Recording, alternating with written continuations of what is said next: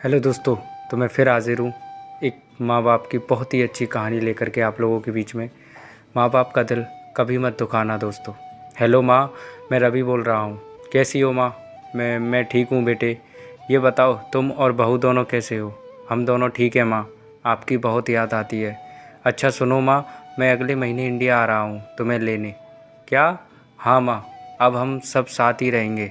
नीतू कह रही थी माँ जी को अमेरिका ले आओ, वहाँ अकेली बहुत परेशान हो रही होंगी। हेलो, सुन रही हूँ माँ? हाँ हाँ बेटे सुन रही हूँ। बूढ़ी आंखों से खुशी की अश्रुधारा बहने के लिए बेटे और बहू का प्यार नस नस में दौड़ने लगा। जीवन के 70 साल गुजार चुकी सावित्री ने जल्दी से अपने पल्लू से आंसू पोंछे और बेटे से बात करने लगी। पूरे 2 साल बाद बेटा घर आ रहा था। बूढ़ी सावित्री ने मोहल्ले भर में दौड़ दौड़ कर ये खबर सबको सुना दी। सभी खुश थे कि चलो बुढ़ापा चैन से बेटे और बहू के साथ गुजर जाएगा। रवि अकेला आया था। उसने कहा कि माँ हमें जल्दी ही वापस जाना है, इसलिए जो भी रुपया पैसा किसी से लेना है वो लेकर रख लो, और तब तक मैं किसी प्रॉपर्टी डीलर से मकान की बात करता हूँ। मकान? माँ ने पूछा। हाँ माँ, अब ये मकान बेचना पड़ेगा, वरना कौन इसकी देखभाल करेगा? हम सब तो अब अमेरिका में ही रहेंगे।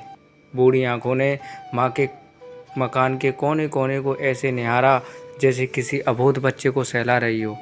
आनन फानन और औने पौने दाम में रवि ने मकान को बेच दिया।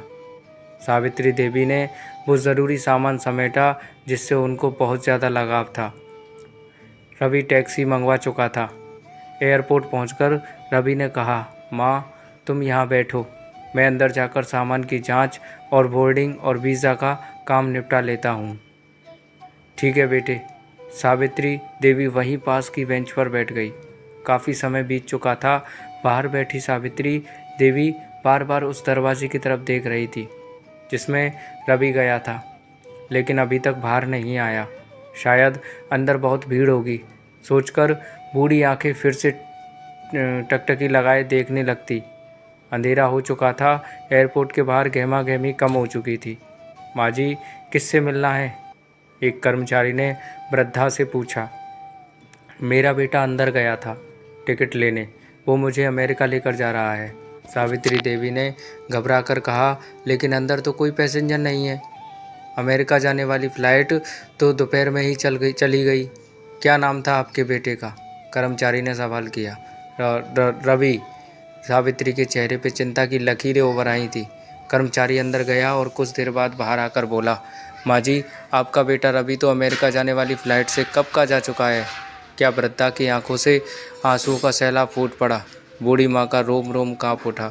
किसी तरह वापस घर पहुँची जो अब बिक चुका था। रात में घर के बाहर चबूतरे पर ही सो गई। सुबह हुई तो दयालु मकान मालिक ने एक कमरा रहने को दे दिया। पति की पेंशन से घर का किराया और खाने का काम चलने लगा। समय गुजरने लगा। एक दिन मकान मालिक ने वृद्धा से पूछा, माँ जी क्यों नहीं आप अपने किसी रिश्तेदार के यहाँ चली जाएं? अब आपकी उम्र भी तो बहुत हो गई है, अकेली कब तक रह पाएंगी? हाँ चली तो जाऊँ, लेकिन कल को मेरा बेटा आया तो यहाँ फिर कौन उसका ख्याल रखेगा? आँख से आंसू आने लग गए। दोस्तों, माँ बाप का दिल कभी मत दुखाना, माँ तो माँ होती है। तो दोस्तों, माँ की इस कहानी के बारे में आपकी क्या राय है कमेंट करके ज़रूर हमें बताएं। कहानी अच्छी लगी तो लाइक और शेयर ज़रूर करें और चैनल को सब्सक्राइब करना बिल्कुल भी ना भूलें। कहानी सुनने के लिए बहुत बहुत धन्यवाद दोस्तों।